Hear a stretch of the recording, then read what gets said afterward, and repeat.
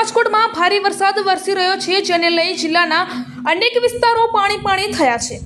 ઉપલેટામાં ભારે વરસાદ બાદ ખેતરોમાં હજુ પણ પાણી ભરાયેલા રહેતા ખેડૂતોની ચિંતામાં વધારો થયો છે। ઉપલેટામાં 2 દિવસમાં 16 ઇંચ જેટલો વરસાદ વરસ્યો હતો।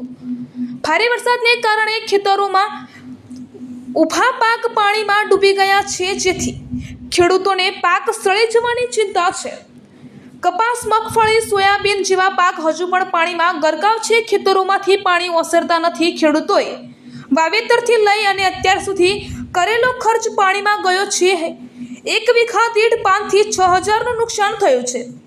ખાતર, બિયારણ, જંતુનાશક દવા સહિત મજૂરી ખર્ચ માથે પડવાની ભીતિ ખેડૂતોમાં છે। રિપોર્ટર ભાવેશ ગોહિલ। તમારું નામ અને વિગત? જેઠાભાઈ મારકીભાઈ, આખું નામ, ગામ ઉપલેટા। શું કહેશો વરસાદ બાબતે? વરસાદ બાબતમાં વરસાદ એટલો પડ્યો કે કોઈ સીમા નહીં। બહુ વરસાદ પડ્યો, પાણી ભરાતા પાક બધા બળી ગયા।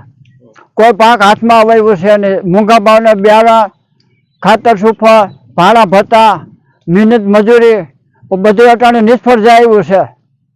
કોઈ પાક હાથમાં આવ્યો છે નહીં। મારું નામ ખીમાભાઈ રબારી, ગામ ઉપલેટા। હું એક ખેડૂત છું। આપ જોઈ રહ્યા છો કે સૌરાષ્ટ્રની અંદર જે અનરાધાર વરસાદની આગાહી આપેલી હતી, એના ભાગરૂપે રાજકોટ જિલ્લાના ઉપલેટા તાલુકાની અંદર જે અનરાધાર વરસાદ પડી રહ્યો છે અને છેલ્લા 3 થી 4 દિવસથી જે વરસાદ પડ્યો છે એ કોઈ સીમા નથી। કારણ કે જે ખેડૂતોએ આગોતરું વાવેતર ખેતીમાં કરેલું હોય અને જેવા કે કપાસ, સોયાબીન, મગફળીનું વાવેતર કરેલું હોય, આ ખેતરોની અંદર 3-3, 4-4 ફૂટ પાણી ભરેલા હોય।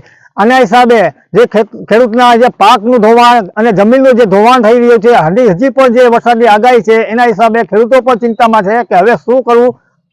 નટપુર ન્યૂઝ સખત અને સતત આપની સેવામાં।